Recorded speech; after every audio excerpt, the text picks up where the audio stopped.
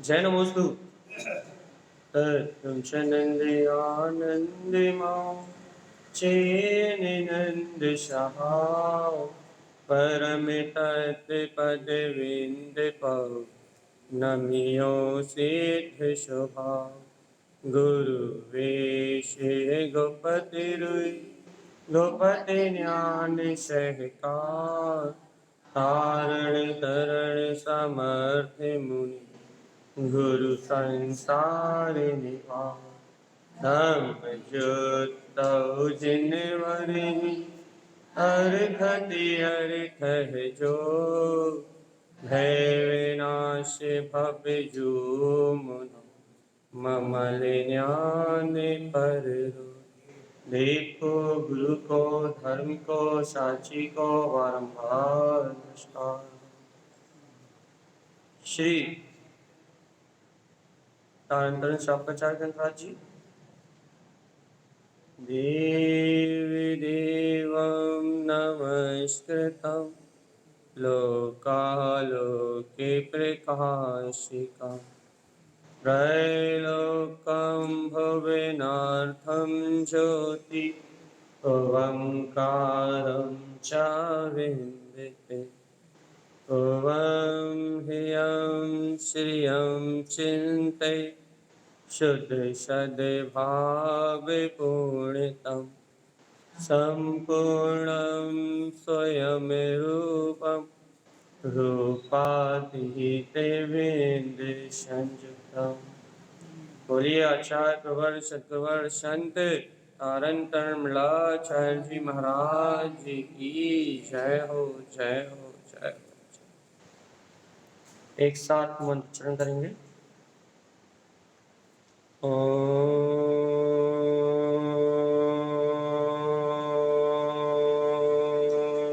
नमः ओम सिद्धे नमो नमः ओम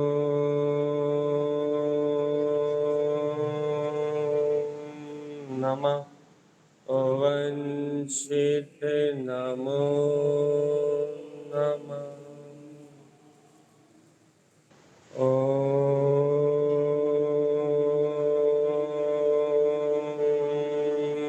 नमः ओम सिद्धे नमो नमः।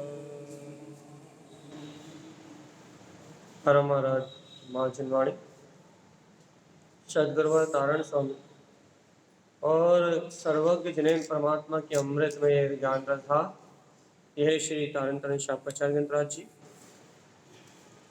जहाँ अपन गुरुदेव श्रीमद चिंतानंद स्वामी से ये जान रहे हैं, आचरण का ये विषय जान रहे हैं कि यदि वास्तव में कोई सम्यक दृष्टि जीव है, सम्यक से संपन्न है, तो उसका आचार विचार उसकी क्रिया कैसी है। क्योंकि कल अपन ने पढ़ा था गाथा नंबर 292 में कि यदि कोई सम्यक दृष्टि जीव, आत्मार्थी जीव, कोई गुणी व्यक्ति यदि किसी मिथ्या दृष्टि जीव का संग कर ले तो वह गुणम च निर्गुणम भवेत, तो उसके गुण भी निर्गुण हो जाते हैं। मिथ्या दृष्टि जीवस्य, इसलिए गुरुदेव का उपदेश है कि मिथ्या दृष्टि जीवस्य संग त्यजंती सदा बुधे। बुद्धिमान जीव वो है जो मिथ्या दृष्टि जीवों का संग त्यागते हैं। मिथ्याति संगेन जैन, जो जीव मिथ्यात का संग करते हैं, दुर्गति भवती तेनरा, उनकी निश्चित ही दुर्गति होती है। मिथ्या संग विदर्मुक्तम, आचार्य तारण स्वामी कह रहे हैं इनके संग, इनको देखो ही मत, इनसे विमुक्त रहो भैया। शुद्ध धर्म रतो सदा, और हे भव्य आत्मा, यदि अपना कल्याण चाहते हो तो शुद्ध धर्म में, चेतन लक्षण में, अपने आत्मा में रत रहो। अब एक और विषय भैया तारण स्वामी बहुत ऊंची लेके आए हैं। अब आप देखो, आप बहुत अच्छे से मिलाओ, अधिकतर जीव इसी अज्ञान में भटक रहे हैं। आप यहां मिलाइए, क्या कह रहे हैं तारण स्वामी? मिथ्या संग न कर्तव्यम भैया, देखो देखो तारण स्वामी क्या कह रहे हैं, मिथ्या संग न कर्तव्य, क्या कह रहे हैं, मिथ्यात के साथ कोई कर्तव्य होता ही नहीं है भैया। अपन क्या कहते हैं भैया कि यदि हम लौकिक व्यवहार नहीं निभाएंगे, यदि हम समाज में रह रहे हैं, यदि हम सामाजिक कर्तव्यों का पालन नहीं करेंगे तो हमारा जीवन कैसे चलेगा। हम यदि अनायतनों में नहीं जाएंगे, यदि हम क्या बोलते हैं यहाँ वहाँ नहीं भटकेंगे, समाज में यदि लौकिक व्यवहार नहीं बनाएंगे भैया, तो हमारा जीवन कैसे चलेगा। हमारा वर्तमान में कर्तव्य है, समाज में रह रहे हैं तो वर्तमान में हमारा कर्तव्य है कि हमें ये सब कुछ करना पड़ता है भैया, मजबूरी में करना पड़ता है। और तारण स्वामी क्या कह रहे हैं, मिथ्या संग न कर्तव्यम, मिथ्यात के साथ कोई कर्तव्य होता ही नहीं है। इस बात को अपने को ग्रहण करना अनिवार्य है। क्यों? क्योंकि जब तक मिथ्यात के साथ कर्तव्य है तब तक मुक्ति का मार्ग नहीं। अच्छा अपन क्या देखो, अपन रात में शादी में जाते हैं, मालूम है कि अपना भैया घर में हम रात्रि भोजन का त्याग है, लेकिन जब शाम को शादी पार्टी में जाते हैं तो कहते हैं व्यवहार निभाने के लिए कुछ करना पड़ता है, कुछ खाना पड़ता है ना, शादी की छूट है और बाकी तो हम रात में नहीं खाते, ऐसा ही है ना, शादी के लिए छूट है और वैसे रात्रि भोजन का त्याग है। वो कहना क्यों है भैया, क्योंकि सामाजिक कर्तव्य है, उस कर्तव्य को निभाना अनिवार्य है। अपन लौकिक कर्तव्यों की बात करते हैं भैया, सामाजिक कर्तव्यों की बात करते हैं, और उन कर्तव्यों में क्या कहते हैं कि ये करना अनिवार्य है, और वो सम्यक हो या मिथ्या। और तारण स्वामी क्या कहते हैं भैया, मिथ्या संग न कर्तव्यम, कि मिथ्यात के संग कोई कर्तव्य होता ही नहीं है। अब बताओ भगवान क्या करना है, मिथ्यात के साथ कोई कर्तव्य होता है कि नहीं होता। देखो भैया, यदि इस मनुष्य भाव में जन्म लिया है तो एक ही कर्तव्य है अपना, क्या, कि आत्म कल्याण कर लेना। और समाज में कर्तव्य की मनाही नहीं है, घर पुत्र परिवार का पालन करने की मनाही नहीं कर रहा है।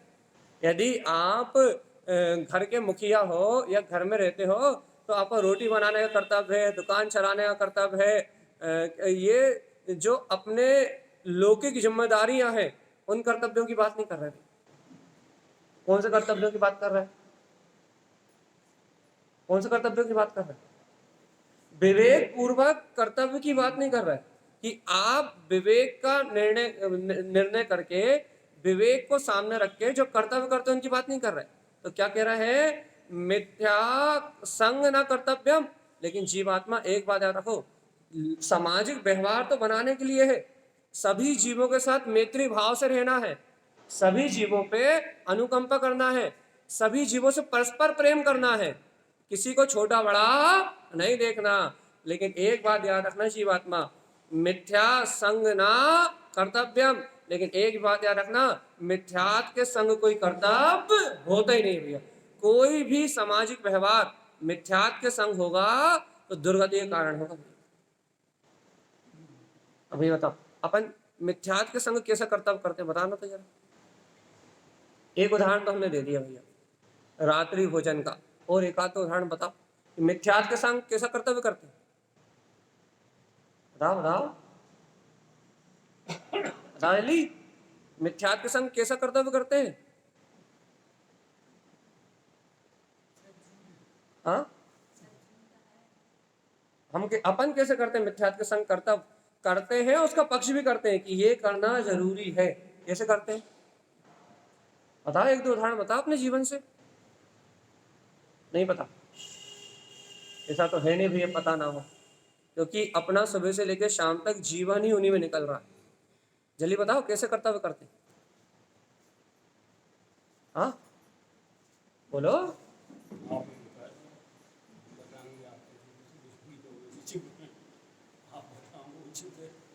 अरे देखो, हम आपसे कल रात में भी हमने कहा था कि यदि आप सिद्ध स्वभाव की चर्चा चल रही थी, हमने ये कहा था यदि आप सिद्ध स्वभाव, देखे ना कही, सुनी ना कही, हित उपजय ना कही, बोले तो ना बोले, यदि आप ये चर्चा सुन के चले गए, आपने सिद्ध स्वभाव कैसा होता है ये क्षयोसम ज्ञान अर्जित कर लिया, और आपको मैं सिद्ध स्वभावी भगवान आत्मा हूं, यदि ऐसी सूरत नहीं रही तो आपने मात्र बुद्धि का क्षयोसम ग्रहण करा है, तारण स्वामी के सिद्ध स्वभाव की साधना को नहीं समझा। आपने ये सब कह दिया कि ओका समल ना कहे, कि ज्ञानी साधक जिस सिद्ध स्वभाव में निवास करना है उसे मलिन नहीं कहता।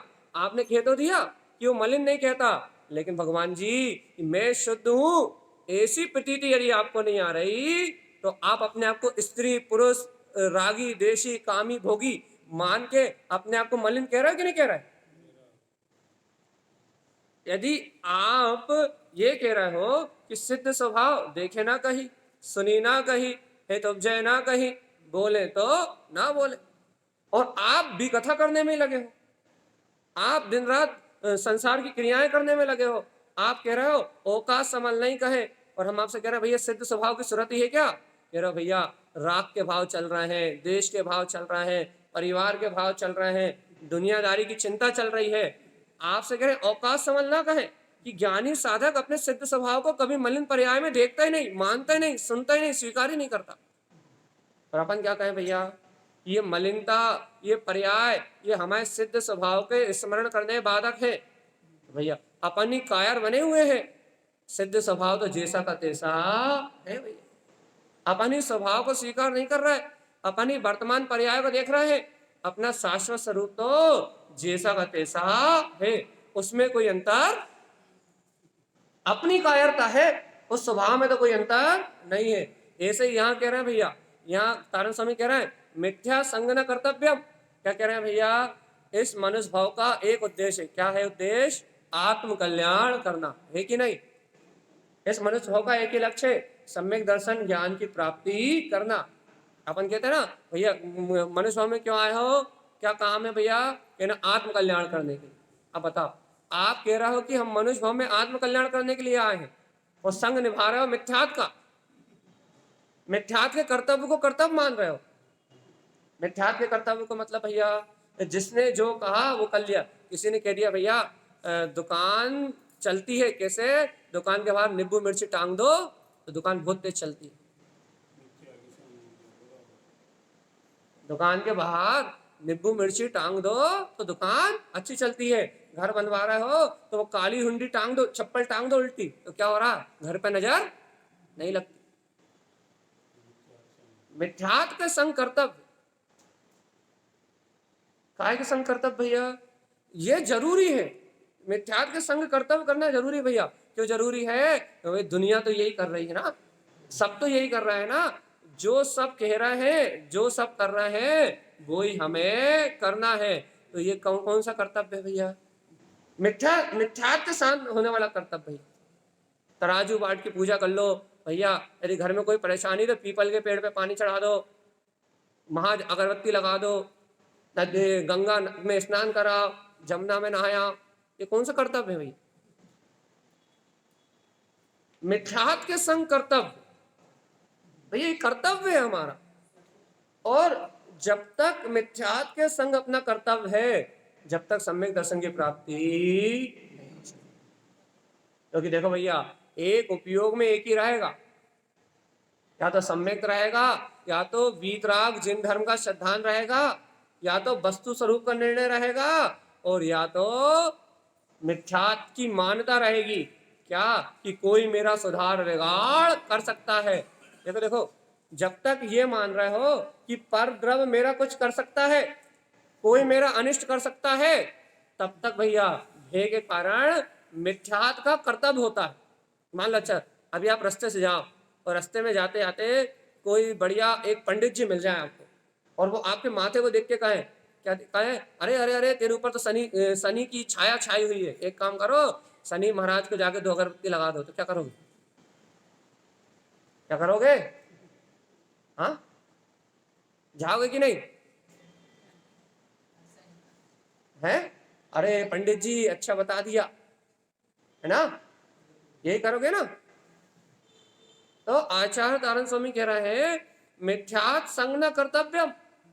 मिथ्यात् के संग कोई कर्तव्य नहीं होता भैया। अब हमारा पड़ोसी है भैया, अब हमारा पड़ोसी मिथ्यात का सेवन करता है, मिथ्यात की मानता करता है, अब उसने बुलाया है या उसने बताया है भैया, तो हमें उसके जैसी ये क्रिया कर लेनी चाहिए। इस क्रिया से उसे लाभ हो गया तो हम भी वही क्रिया करें। सुबह एक काम करो, सुबह उठ के सूर्य नारायण को अर्घ चढ़ाया करो, पानी चढ़ाया करो, तो क्या होता है, घर के सारे रोग भाग जाते।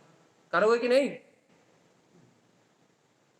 देखो भाई हम तो यहाँ तो अपनों में वैसे ही रहेंगे जैन धर्म में, लेकिन करते हैं कोई, लेकिन आपके कहने के अनुसार बहुत बढ़िया है, मिथ्या संजना में अरे इसको और गहराई से भी ले सकते हैं, यदि इसको और गहराई से ले जाएं। ऐसा व्यक्ति है ही नहीं है जो इतनी प्रकार की आपने बात नहीं तो ये इतनी बातें तो नहीं, ऐसा नहीं कोई नहीं है, बहुत लोग हैं। बहुत कम 1-8% है, नहीं तो सिर्फ समझाने के लिए विषय कह रहा है कि मिथ्या संग न कर्तव्यम।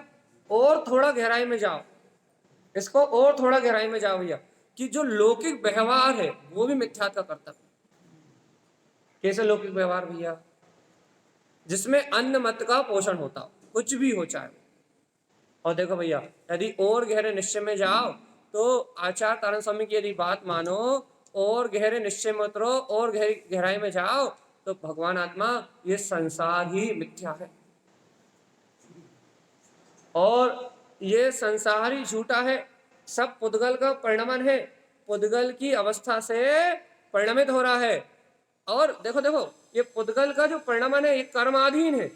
और जीवात्मा सुनो तो, जब तुम ये बात जानते हो कि अपने पुण्य और पाप के वजह से सब होता है, पक्की बात है कि नहीं, कि कोई किसी का करता धरता नहीं है, सब अपने पुण्य और पाप की वजह से सब होता है, तो भगवान आत्मा तुम इष्ट अनिष्ट का निर्णय जो पर वस्तु में कर रहे हो कि ये मेरे लिए इष्ट है और ये मेरे लिए अनिष्ट है, और इष्ट की प्राप्ति के लिए क्या कर रहे हो, लोभ कर रहे हो, स्वार्थ कर रहे हो, राग कर रहे हो, अहंकार कर रहे हो, और अनिष्ट मिल जाए तो आत्मरोध ध्यान कर रहे हो, तो ये भी तो मिथ्यात्व के संग कर रहे हो ना भैया। मिथ्यात्व का संग मतलब क्या है भैया? सर्वज्ञ की वाणी में आया है कि एक कण को भी आप परिणमित नहीं करा सकते। क्यों नहीं करा सकते भैया? क्योंकि 6 के 6 द्रव अपने द्रव गुण पर्याय से परिपूर्ण है। आचार्य ने कह दिया, क्या कह दिया, कि भैया 6 के 6 द्रव बाल ब्रह्मचारी है, एक द्रव का दूसरे द्रव से कोई संबंध नहीं है भैया। एक द्रव दूसरे द्रव में कोई प्रक्रिया नहीं कर सकता। पुद्गल जीव का कुछ नहीं कर सकता और जीव पुद्गल का कुछ नहीं कर सकता। अच्छा कर सकता है कि नहीं कर सकता? अच्छा बताओ, जब ये जीव पुद्गल का कुछ नहीं कर सकता तो फिर उठता कौन है, बैठता कौन है, खाता कौन है, सोता कौन है, रोता कौन है, हंसता कौन है, बोलता कौन है, रोटी कौन बनाता है, दुकान कौन चलाता है? हाँ, काय की क्रियावती शक्ति, काय की? हाँ, पक्का बता भैया। उठना, सोना, खाना, पीना, जागना, आना जाना, चलना फिरना, ये सब काय से हो रहा है? काय से हो रहा है? हाँ, वही तो पक्का नहीं पता लग रहा कि ये खाना पीना उठना बैठना सोना जागना बोलना बताना ये आत्मा से हो रहा है या पुद्गल से हो रहा है? पक्का वर्ग पढ़ के बताओ।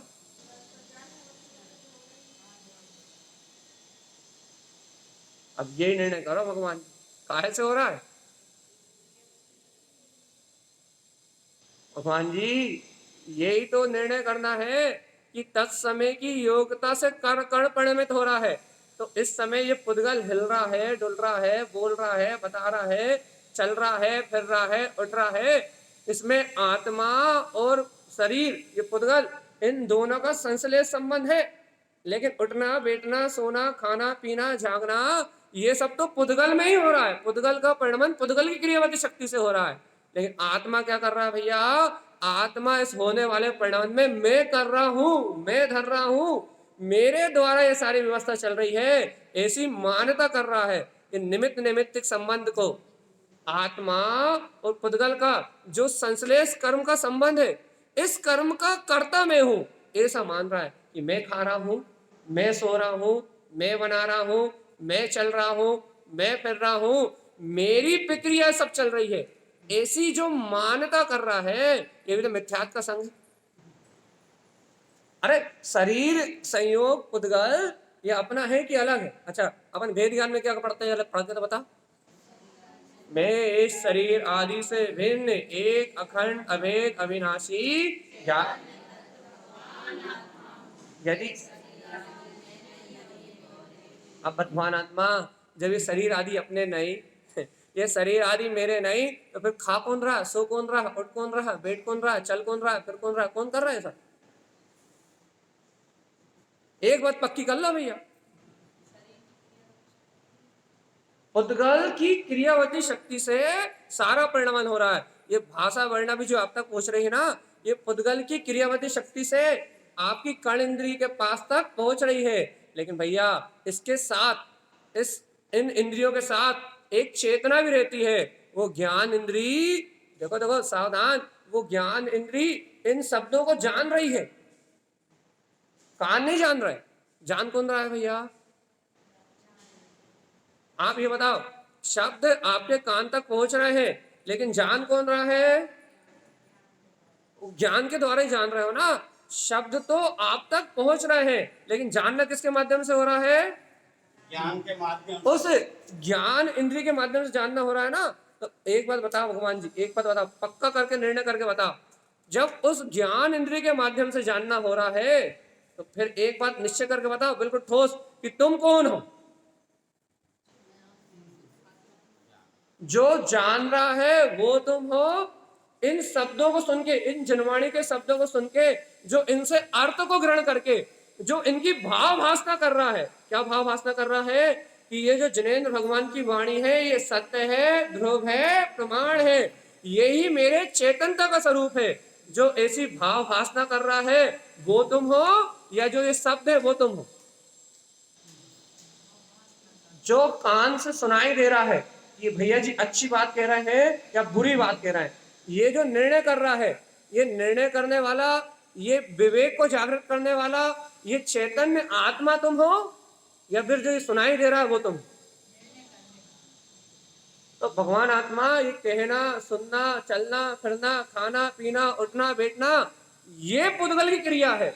लेकिन अभी संश्लेष कर्म के संबंध के कारण ये जीव इनके साथ रह रहा है। अच्छा बताओ, आप इस शरीर को छोड़कर गए तो नहीं ना, अब इसके साथ रह रहे हो ना, तो बताओ इस शरीर को ठंड लगेगी, भूख लगेगी, प्यास लगेगी, तो आपको अनुभव होगा कि नहीं होगा? होगा कि नहीं होगा? अब ये बताओ भैया, आपको भूख लगी तो काय का उदय आया? असादा वेदनी कर्म का मतलब काय का उदय आया भैया?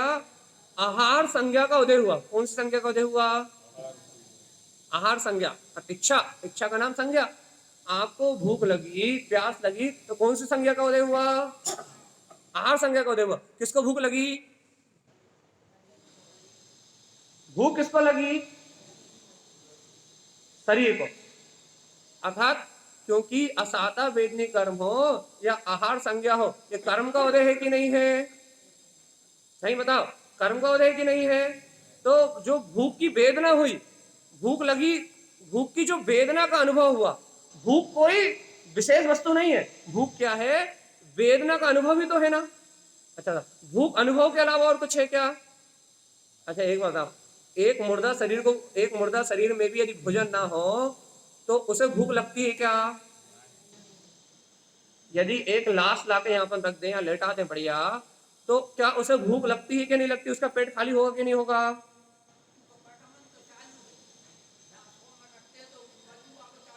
तो वो ही हम कह रहे हैं कि उस शरीर में भी यदि भोजन ना हो तो वो खाली पेट हो सकता है, लेकिन उसे उस भूख का वेदन नहीं होगा। तो आपको जो असाता वेदनी कर्म के उदय से, आहार संज्ञा के उदय होने से जो आपको वेदन हुआ, उस वेदन का नाम ही भूख है ना। उधर खाली होने से जो आपको वेदन हुआ, काय का वेदन हुआ? कि मुझे भोजन की आवश्यकता है, इसी का नाम भूख है ना। इसके अलावा किसी का नाम तो भूख नहीं है। भूख समझ में आ गई ना? असाता कौन से कर्म के उदय से? असाता वेदनी कर्म के उदय से और आहार संज्ञा का उदय होने से जो मुझे तृष्णा उत्पन्न हुई, जो इच्छा उत्पन्न हुई काय को ग्रहण करने की, भोजन को ग्रहण करने की जो इच्छा उत्पन्न हुई, उसका नाम क्या है? भूख। अब देखो भाई, ये तो पूरा पुद्गल का परिणाम हो गया।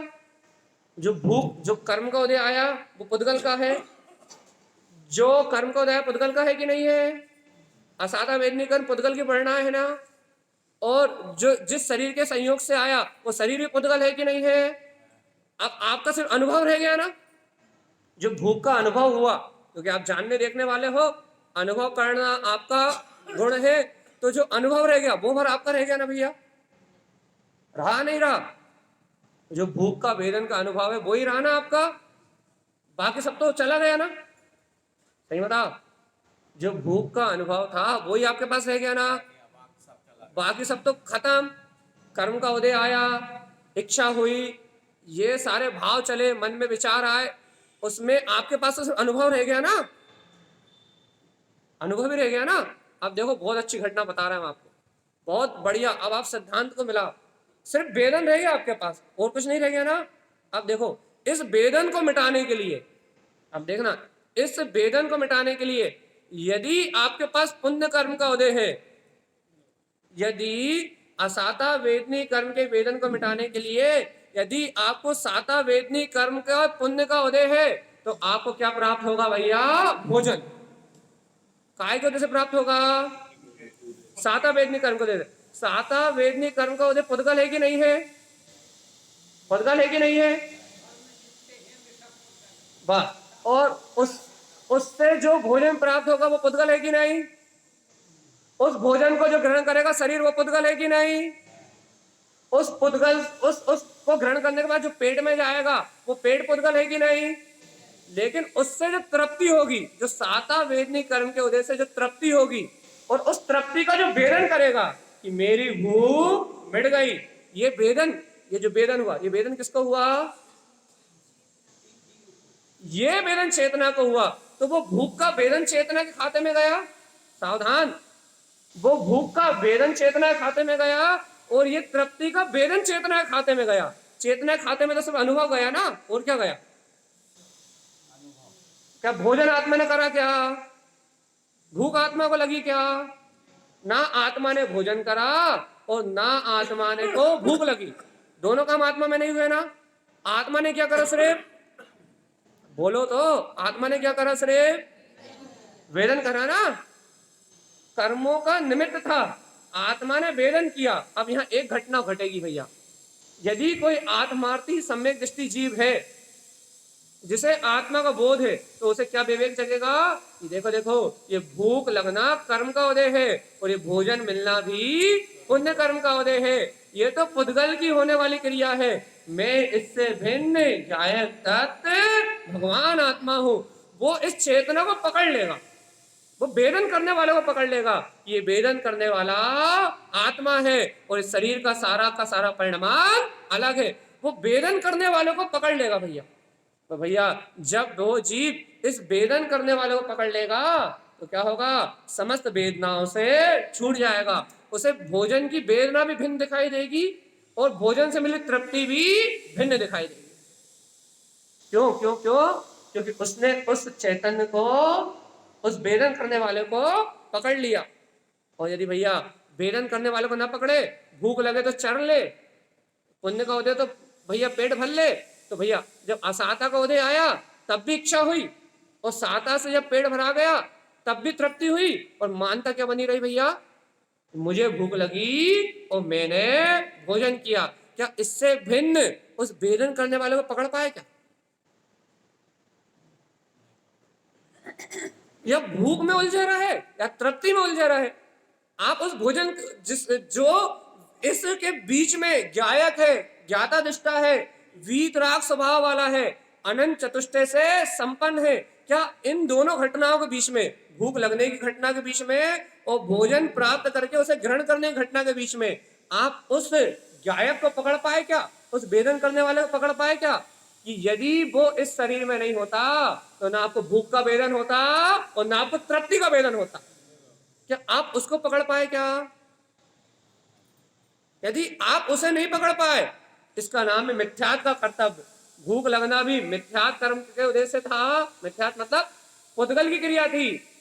आत्मा भोजन को ग्रहण नहीं करती और भोजन ग्रहण करना भी पुद्गल की क्रिया थी। आपने दोनों में मां शरीर को पकड़ा, मन वचन काय की क्रिया को पकड़ा, साता असाता कर्म को पकड़ा, लेकिन उसके बीच में जो गायक तत्व भगवान आत्मा अनादि अनंत काल से प्रकाशित हो रहा है, जो सत्य सनातन आपका स्वभाव है, आपने उसे कहां पकड़ा?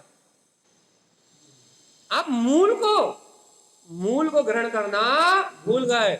और भैया जो परिकर्मों का उदय था उसमें बुद्धि उलझी रही। अब देखो यहाँ एक और घटना, वही देखो, भूख लगी तो एक ने, भैया आत्मार्थी भव्य जीव था, तो एक ने क्या विचार किया, भैया क्या लेना और क्या नहीं लेना, कितना लेना और कब लेना, इन सब चीजों को विचार किया। और भैया एक था जिसे विवेक नहीं था, जिसे आत्महित की बात नहीं थी, उसने क्या भैया, क्या हिंसा है क्या अहिंसा है, क्या खाना है क्या नहीं खाना, कब ग्रहण करना है कब नहीं ग्रहण करना, एक ने पेट भरने के लिए भोजन किया और एक ने आत्म कल्याण करने के लिए, आत्म साधना करने के लिए भोजन किया। एक के भोजन से अनंत संसार का बंध हुआ और एक के भोजन से कर्म बंध तो हुआ लेकिन मुक्ति का मार्ग भी प्रशस्त हुआ। भैया भोजन तो दोनों कर रहे हैं, लेकिन एक का भोजन साधना है, एक का भोजन सिद्धि है, एक का भोजन मुक्ति है, एक का भोजन भजन है और एक का भोजन वासना है, आसक्ति है, काम है, क्या बोलते हैं, अनंत संसार का कारण है। एक के भोजन में भजन है और एक के भोजन में वासना, एक के भोजन में अनंत संसार है और एक के भोजन में मुक्ति। कैसे संभव हुआ ये?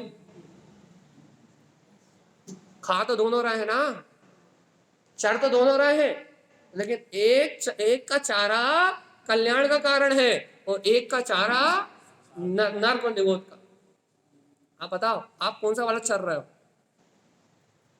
हाँ बता दो भगवान जी, कौन सा वाला चारा अच्छा लग रहा है? अपन कौन सा वाला चारा खा रहे हैं? हाँ देखो भैया, यदि यहां बैठ के विचार नहीं करेंगे तो कहां विचार करेंगे? तो मिथ्या संग न कर्तव्य, शरीर संयोग पुत्र परिवार ये सब मिथ्या है। भैया पुत्र की चिंता, परिवार की चिंता, पति ने भोजन किया नहीं किया, बच्चों ने भोजन किया नहीं किया, घर वालों ने भोजन किया कि नहीं किया, और यदि कोई मेहमान आया है तो उसके भी भोजन हुए कि नहीं हुए, इसकी चिंता अपने को बराबर है। लेकिन भगवान जी आपने भोजन किया, कैसे किया ये तो बताओ? साधना करने वाला भोजन किया, भजन करने वाला भोजन किया, या नर्क निगोद जाने वाला भोजन किया, ये तो बताओ। हाँ नहीं पता? अच्छा बताओ भैया, भूख लगी तो वेदन किया कि नहीं किया भूख का? तो वेदन किसने किया, उसे जाना कि नहीं जाना, ये बताओ बस। भूख शरीर को लगी क्या? शरीर तो पुद्गल है, यदि शरीर को भूख लगती, ए भव्य आत्मा सुन रहा है कि नहीं, यदि शरीर को भूख का वेदन होता तो मुर्दा को भी भूख का वेदन होना चाहिए था, जो कि कभी हो सकता। शरीर को भूख लगी क्या?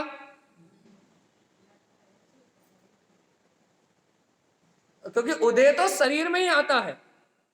जब भी कर्म का उदय आएगा आत्मा पे आने वाला नहीं है करीम, क्योंकि पुद्गल कर्म तो पुद्गल कर्म पे ही आवरण डालेंगे। अर्थात देखो पुद्गल में स्कंद और वृक्ष की शक्ति है ना, जो पुद्गल तो पुद्गल से ही जुड़ेगा भैया। बस बात इतनी है, उस कर्म बंध में निमित्त आपके परिणाम बनेंगे। बस आपके राग देश की भावना उस कर्म बंध में निमित्त बनेगी, लेकिन कर्म तो कर्म से जुड़ेंगे। पुद्गल आत्मा से जुड़ सकता है क्या? यदि आत्मा से पुद्गल जुड़ जाता तो वह संश्लेष संबंध नहीं, तादाद संबंध कहलाता। कर्मों का और आत्मा का संश्लेष संबंध एक क्षेत्र का अवगान नहीं कहते, सर्व प्रदेशों में घुला मिला कहते। लेकिन पुद्गल आत्मा से कभी जुड़ सकता? क्योंकि आत्मा में स्निग्ध और रुक्ष की शक्ति नहीं है। स्निग्ध और रुक्ष की शक्ति किसमें है? पुद्गल का स्वभाव है मिलना और बिछुड़ना। पुद्गल आपस में मिलते हैं और बिछुड़ जाते हैं भैया। इस अनुसार कर्मों की व्यवस्था चल रही है। क्या कि जीव विकारी परिणाम करता है और इन विकारी परिणामों का आश्रय लेके जो अपने आसपास वर्णाएं भरी हुई है, पुद्गल की वर्णाएं ठसाठस भरी कि नहीं भरी, चारों ओर पुद्गल स्कंद भरे कि नहीं भरे, तो जीव के परिणामों का आश्रय लेके ये पुद्गल स्कंद क्या करते हैं, अपनी सत्ता में जाके बैठ जाते हैं भैया, और एक दूसरे पुद्गल से जुड़ जाते हैं। काय से जुड़ जाते हैं? आत्मा से जुड़ते हैं, पुद्गल से जुड़ते हैं? सही बताओ, ये कर्म आत्मा से जुड़ते हैं, पुद्गल से जुड़ते हैं? अब हमारे प्रश्न का जवाब दो, भूख आत्मा को लगी है, पुद्गल को लगी? हाँ हाँ, पुद्गल को भूख लग नहीं सकती और आत्मा को भूख लग नहीं सकती।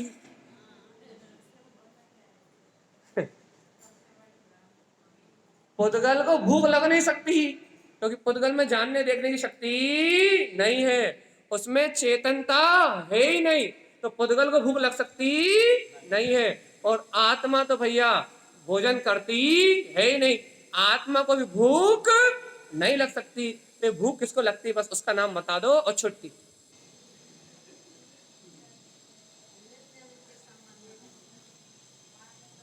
जल्दी बता दो, भूख किसको लगती है?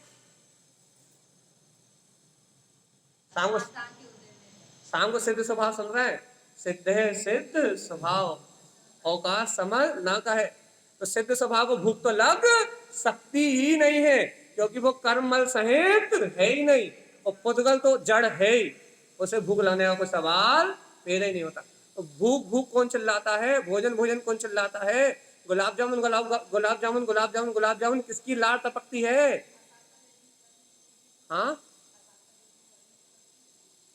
बस सीधी बात तो ये है भैया, कर्म के उदय से ये भूख आदि की भ्रांति प्रकट होती है। जिस प्रकार के कर्म का उदय होता है वैसी भ्रांति प्रकट होती है।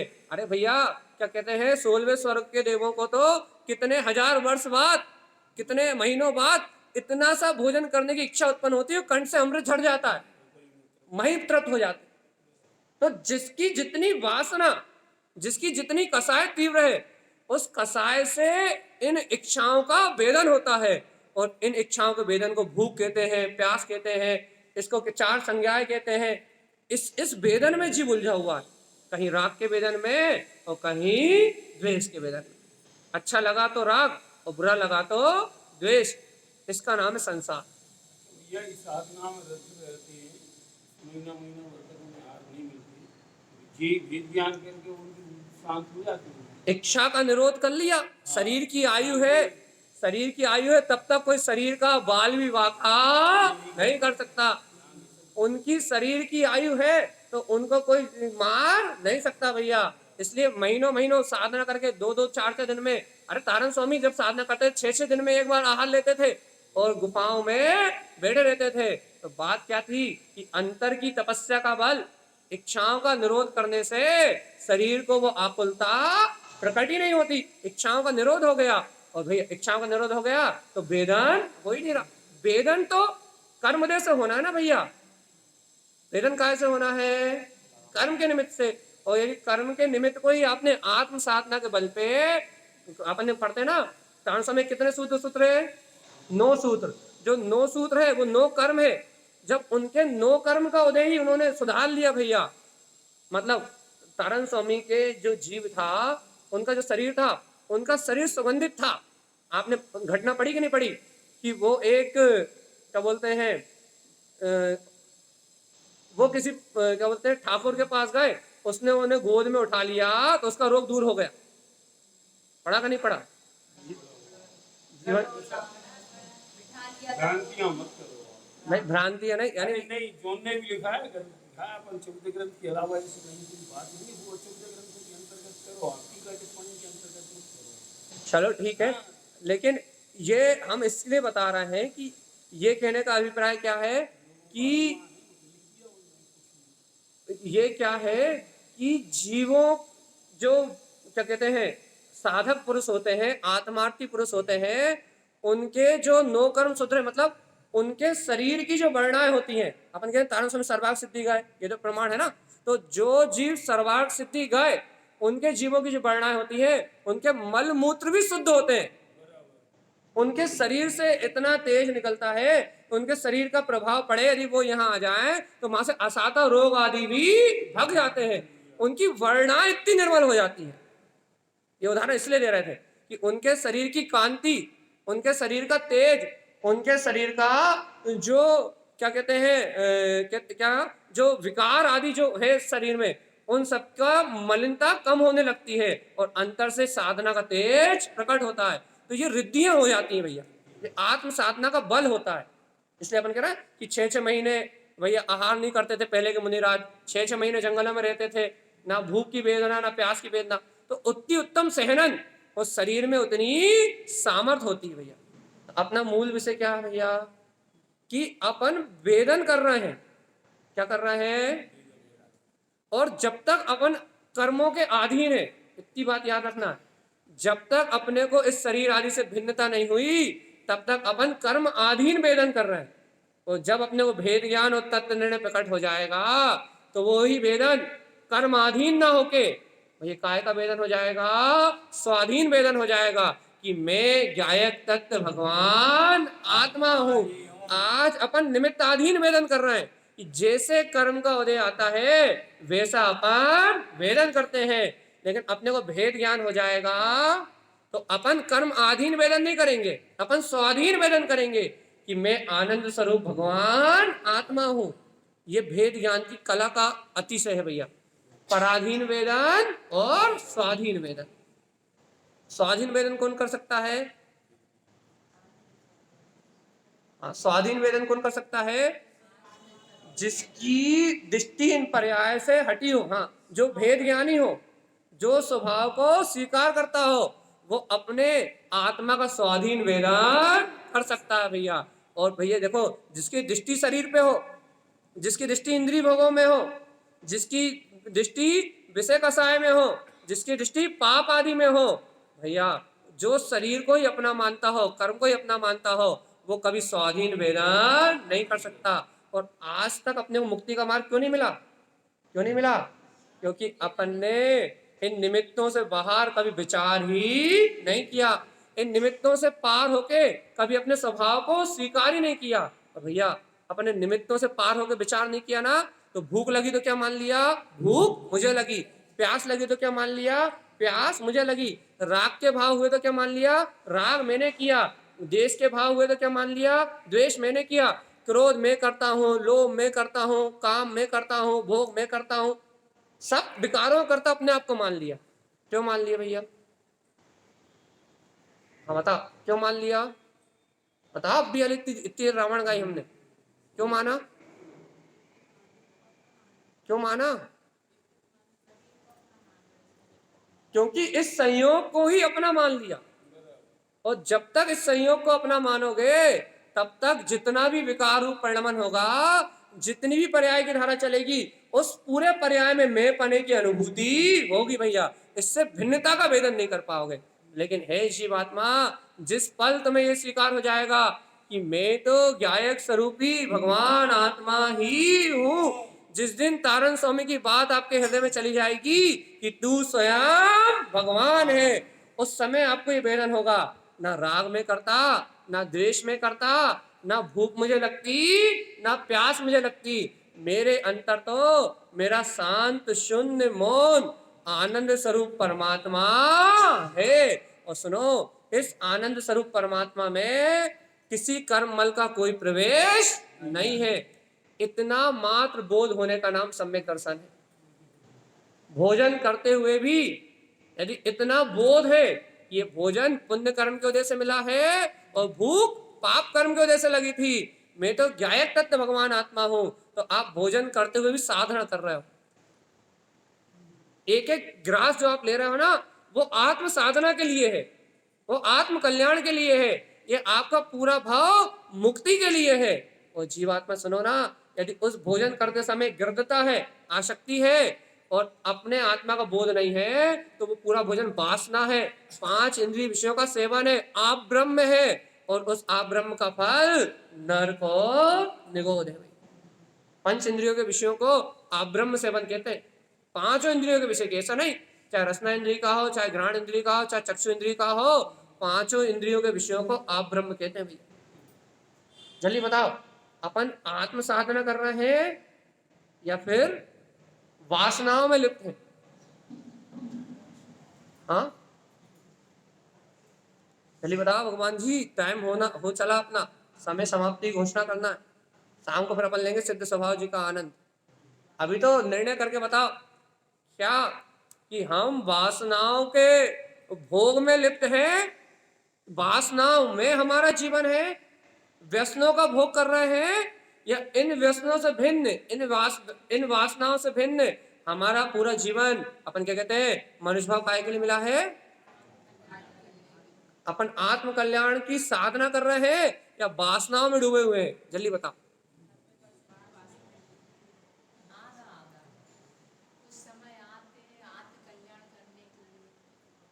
जब तक मंदिर में बैठे हैं तब तक आत्म कल्याण कर रहे हैं, और घर में जाते हैं तो हाँ, ऐसे ही तो नहीं भैया। जब तक मंदिर में बैठे हैं, प्रवचन सुन रहे हैं, तब तक आत्म कल्याण कर रहे हैं, और घर में जाते हैं तो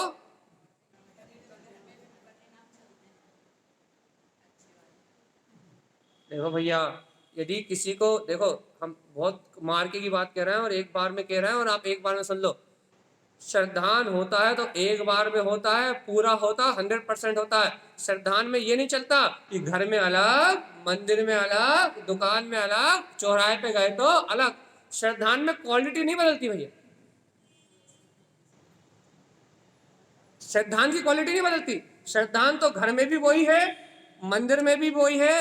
यदि अपने अंदर में मिथ्या श्रद्धा है, आठ तत्वों के प्रति श्रद्धान है, तो आप चैत्यालय में बैठे हो तो भी आपका श्रद्धान वही है। और यदि आप यहाँ भगवान की वाणी सुन के वस्तु स्वरूप को स्वीकार कर लो, तो घर में भी आपका श्रद्धान वही है। श्रद्धान बदलने वाला नहीं है, श्रद्धान में कचास आती नहीं है। श्रद्धान दल बदलू नहीं है भैया।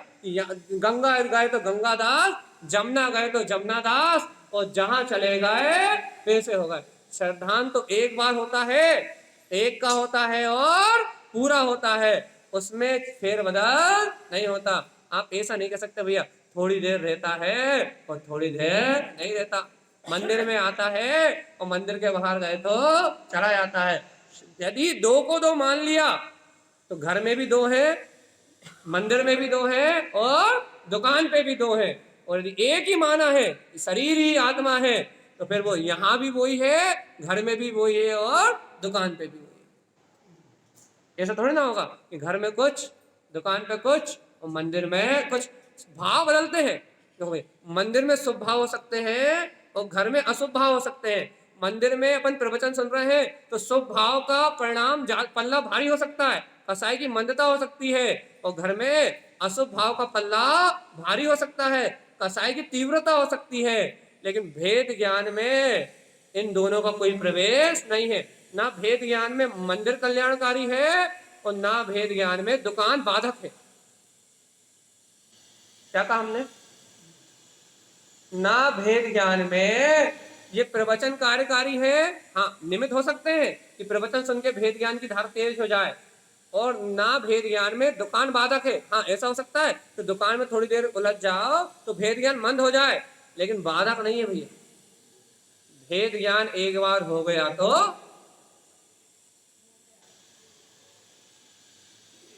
चलिए बताओ, भेद ज्ञान एक बार हो गया तो हो गया।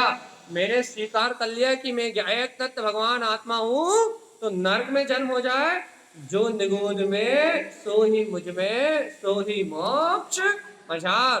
तो भैया चाहे नरक में चला जाऊं, चाहे स्वर्ग में चला जाऊं, और भैया इस संसार में चाहे सिद्ध सिद्धालय में चला जाऊं, मेरा स्वभाव तो ज्ञायक स्वरूपी भगवान आत्मा ही है। इस कहीं भी चला जाऊं, लेकिन मेरे श्रद्धान में कोई अंतर आने वाला पक्का की नहीं। बोलो भगवान आत्मा पक्का की नहीं। ऐसा तो नहीं कि घर में जाके कुछ और श्रद्धा हो जाएगी, घर में जाके ये मानने लगेंगे मैं ही करता हूं। देखो एक बात और सुन लो अच्छे से, आपको थोड़ा मजबूती आ जाएगी, थोड़ा दृढ़ता आ जाएगी। घर जाके कर्तव्य के परिणाम नहीं चलेंगे ऐसा नहीं कहा मैंने।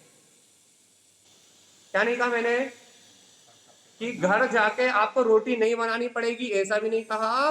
और घर जाके मुझे कर्तव्य के राग के परिणाम नहीं चलेंगे, ऐसा भी नहीं कहा। फिर मैंने क्या कहा? क्योंकि होने वाला परिणमन पुद्गल कर्म के उदय से है और चलने वाले भाव भाव कर्म के उदय से है। और आश्चर्य की बात तो यह है कि होने वाला परिणमन नो कर्म के, शरीर का होने वाला परिणमन नो कर्म के अधीन है और होने वाले भाव कर्म, जो भाव चल रहे हैं वो भाव कर्म के अधीन है। और आश्चर्य की बात यह है कि ये दोनों कर्म पुद्गल के हैं। और सबसे अतिशय की बात यह है कि ये दोनों पुद्गल का परिणमन होते हुए भी मैं तो गायक ही हूं। चाहे शरीर से रोटी बनाने की क्रिया हो और चाहे मन में रोटी बनाने के भाव चले, गायक आत्मा कोई अंतर पड़ने वाला नहीं है। क्योंकि भाव चलेंगे भाव कर्म की वजह से, औदायिक भाव आएंगे कर्तव्य के जो औदायिक भाव आएंगे ना, राग भाव आएंगे ना, वो काय की वजह से आएंगे? कौन से कर्म की वजह से आएंगे? भाव कर्म की वजह से। अच्छे से बोलो जल्दी। जो रोटी बनाने के राग के भाव आएंगे वो काय की वजह से आएंगे? और जो शरीर से क्रिया होगी वो कौन से कर्म की वजह से होगी? नो कर्म की वजह से। कौन से कर्म की वजह से? नो कर्म। मतलब स्थूल शरीर की जितनी भी क्रिया वो कौन सा कर्म है? नो कर्म। और ये भाव कर्म और नो कर्म, ये अपन ने जो द्रव कर्म बांधे हैं, इनके निमित्त से इनका परिणमान चल रहा है भैया। अब बताओ, इनके बीच में मैं कौन हूं, मैं कौन हूं, मैं कौन हूं? तो द्रव कर्म का परिणमन भी द्रव कर्म के अनुसार, भाव कर्म का परिणमन भी अपनी योग्यता से चल रहा है। और जैसे द्रव कर्म बांधे थे उस अनुसार शरीर का नो कर्म का परिणमन भी अपनी योग्यता अनुसार चल रहा है। इन दोनों के बीच में मैं कौन हूं?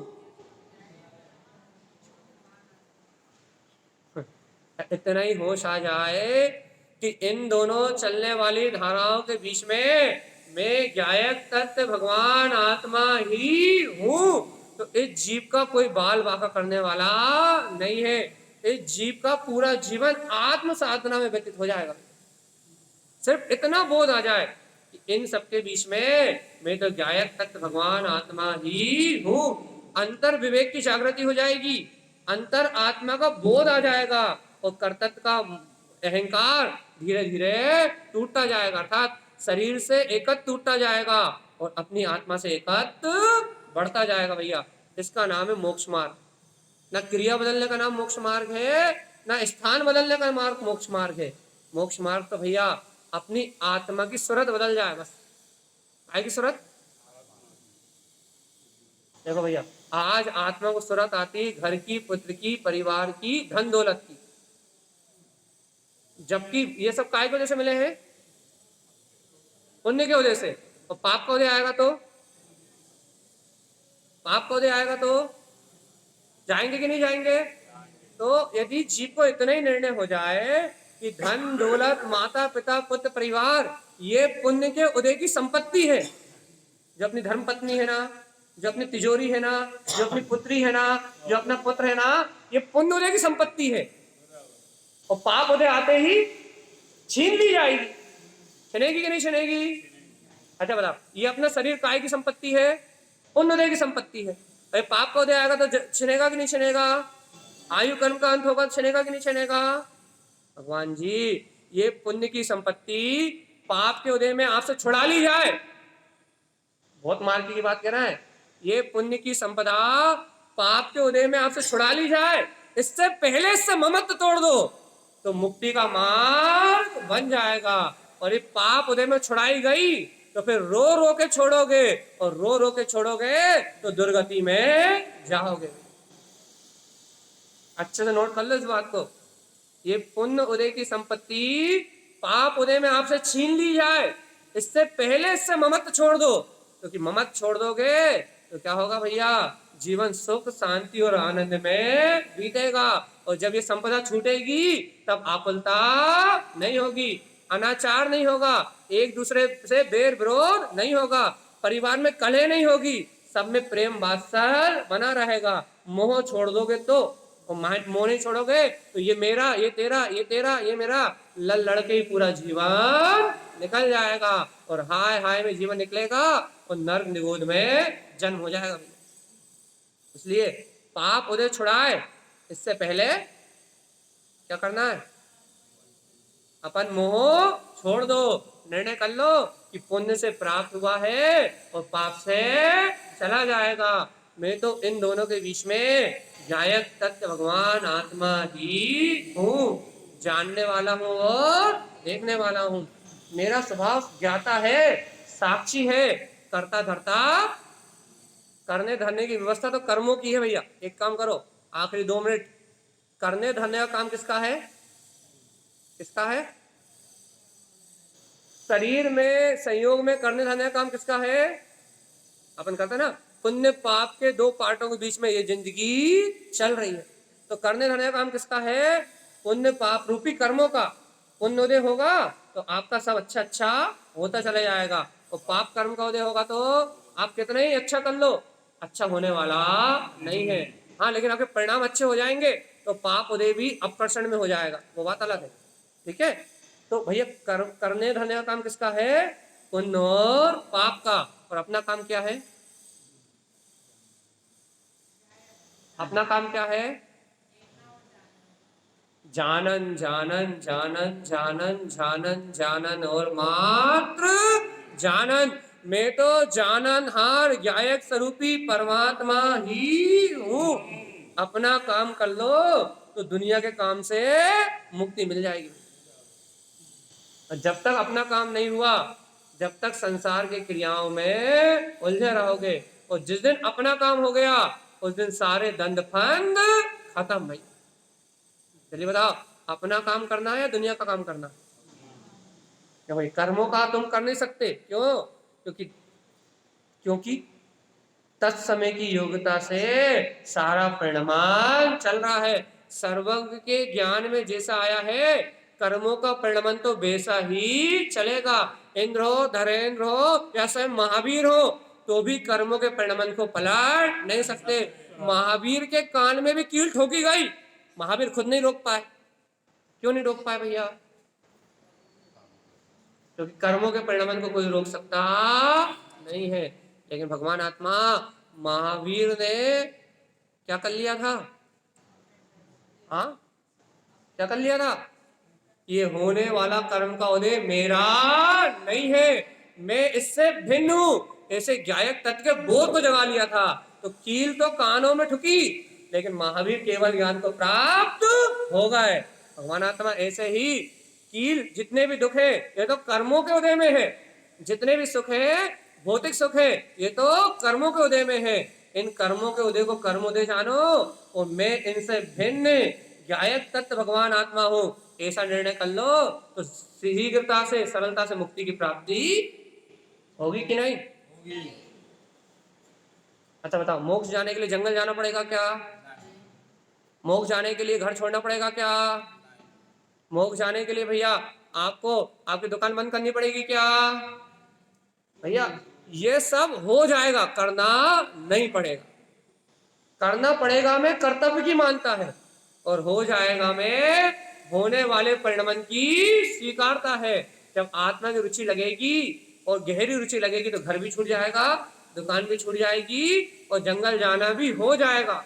और जो हो जाएगा वो सही रहेगा, और जो करोगे वो कर्तव्य की मानता के साथ होगा, तो उससे हित होने वाला नहीं है। इसलिए भैया अपन सभी भव्य आत्मा अपने गायक स्वभाव को स्वीकार करें, अपने आत्म स्वभाव की सहकारिता से अपने आत्मा का बोध जगाएं और इस संसार परिभ्रमण से मुक्त हो जाएं। यही श्रीमद् जैन तारण स्वामी का हम समस्त भक्त जीवों के लिए मंगल में उपदेश है।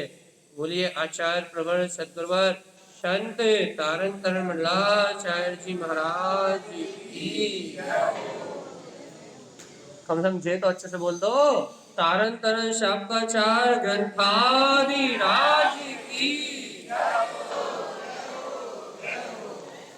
हम सब लगे तो कि कुछ कोई 2-4 लोग बैठे। हाँ, का नहीं समझा? अब आज जो प्रसंग निकल आया था, गाथाएं छोड़ दी। आत्मा को समझ लिया, जिसने समझ लिया आत्मा को, तारण स्वामी के ग्रंथों को उसने समझ लिया। देखो भैया, अपने को रटना नहीं है, प्रयोग करना है। और आज जो चर्चा करी है वो आप 24 घंटे प्रयोग कर सकते हो। कर सकते कि नहीं कर सकते? भूख लगेगी तो भी प्रयोग कर सकते हो, राग का भाव आएगा तो भी प्रयोग कर सकते हो, देश का भाव आएगा तो भी प्रयोग कर सकते हो। पूरा प्रयोग है बस। हाँ कि नहीं? कर सकते कि नहीं कर सकते? तो भैया सुनो, जो प्रयोग करेंगे उन्हें शाम को आनंद आएगा। वो का समान ना कहे। कितने बार स्मरण करके करना है? 100 बार। कितने बार हो गए अभी तक? हाँ, कितने बार हो गया? 50-60 हो गया कि नहीं हो गया? नहीं हुआ तो नहीं हुआ, तो फिर ध्यान रखना फिर क्या होगा शाम को। ठीक है, चलो। जय नमोस्तु। आनंद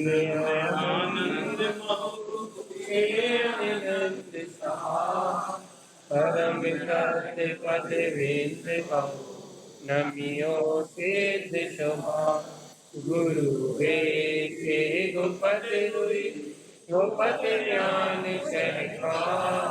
कारण करण समर्थ हुई, गुरु संसार निवास। ब्रह्म ज्योत उजिल हरे, हर घड़ी अर्थ है जो।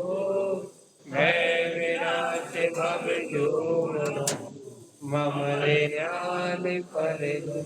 देखो गुरु को, धर्म को, शांति को, परम जय कारणम जय कारणम जय वंदे श्री गुरु सारणम। जय मार्ग मुख्य प्रकाश, जय वंदे श्री गुरु सारणम। जय तारणम जय तारणम जय वंदे श्री गुरु सारणम।